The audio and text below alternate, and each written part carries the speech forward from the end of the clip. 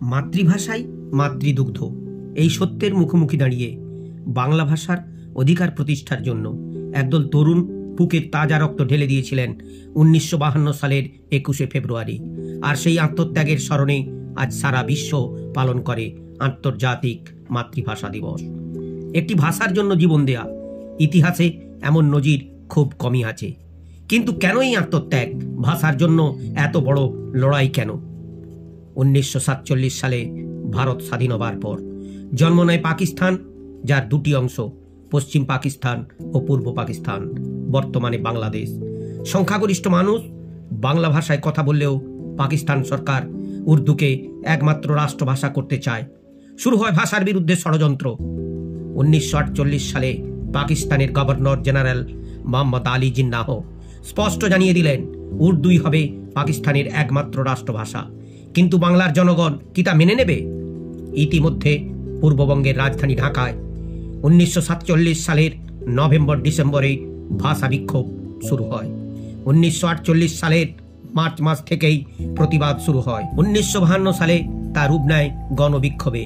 21শে ফেব্রুয়ারির সকালে ঢাকা বিশ্ববিদ্যালয়ের ছাত্ররা 144 ধারা ভেঙে রাজপথে নামে। আর তখনই ঘটে এক ভয়ঙ্কর ঘটনা।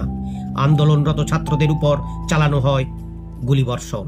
শহীদ হলেন রফিক, সালাম, বরকত, জব্বার সহ আরো অনেকে।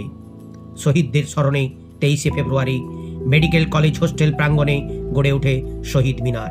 কিন্তু মাত্র 3 দিনের মাথায় 26শে ফেব্রুয়ারি তা গুঁড়িয়ে দেয় তৎকালীন সরকার। আমরা জানি বুলেট কখনো সত্যকে দাবিয়ে রাখতে পারেনি। তাই 21শে ফেব্রুয়ারির এই ঘটনার মধ্য দিয়ে ভাষা আন্দোলন আরো বেগবান হয়।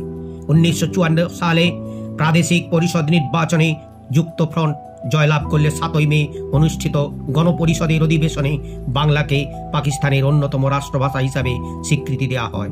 বাংলাকে পাকিস্তানের দ্বিতীয় রাষ্ট্রভাষা হিসাবে স্বীকৃতি দিয়ে পাকিস্তানে সংবিধানে পরিবর্তন আনা হয় 1956 সালের 29শে ফেব্রুয়ারি। 1971 সালে এই বাংলা ভাষা ভাষীরাই ছিনিয়ে আনে স্বাধীনতা, জন্ম হয় বাংলাদেশের। এই আন্দোলনের গুরুত্ব শুধু বাংলাদেশেই সীমাবদ্ধ থাকেনি। 1998 সালে কানাডায় বসবাসরত 2 বাংলাদেশি রফিকুল ইসলাম ও আব্দুস সালাম জাতিসংঘের কাছে প্রস্তাব পাঠান 21শে ফেব্রুয়ারিকে আন্তর্জাতিক মাতৃভাষা দিবস হিসাবে স্বীকৃতি দেওয়ার জন্য। ভারত, কানাডা, ফিনল্যান্ড, হাঙ্গেরি ও বাংলাদেশের প্রচেষ্টায় 1999 খ্রিস্টাব্দের 17ই নভেম্বর অনুষ্ঠিত ইউনেস্কোর প্যারিস অধিবেশনে প্রস্তাব উত্থাপন করা হয় ও এতে 188টি দেশ সমর্থন জানালে 21শে ফেব্রুয়ারিকে আন্তর্জাতিক মাতৃভাষা দিবস হিসাবে ঘোষণা করা হয় এবং 2000 সালের 21শে ফেব্রুয়ারি থেকে জাতিসংঘের সদস্য দেশ সমূহে যথাযথ মর্যাদায় আন্তর্জাতিক মাতৃভাষা দিবস পালিত হয়ে আসছে। 2010 সালের 21শে অক্টোবর বৃহস্পতিবার জাতিসংঘ সাধারণ পরিষদের 65তম অধিবেশনে এখন থেকে প্রতি বছর 21শে ফেব্রুয়ারি আন্তর্জাতিক মাতৃভাষা দিবস পালন করবে। আন্তর্জাতিক মাতৃভাষা দিবস পালনের এই প্রস্তাবটি সাধারণ পরিষদের 65তম অধিবেশনে উত্থাপন করে বাংলাদেশ।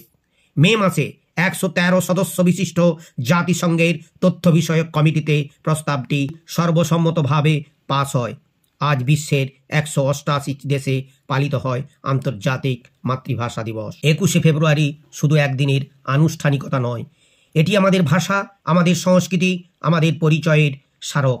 কারণ ভাষাই আমাদের অস্তিত্বের শেকড়। আসুন আমরা সবাই মাতৃভাষার মর্যাদা রক্ষা করি, মাতৃভাষাকে শ্রদ্ধা জানাই আমাদের মাতৃভাষার জনক, বর্ণ পরিচয়ের স্রষ্টা ঈশ্বরচন্দ্র বিদ্যাসাগর মহাশয়কে।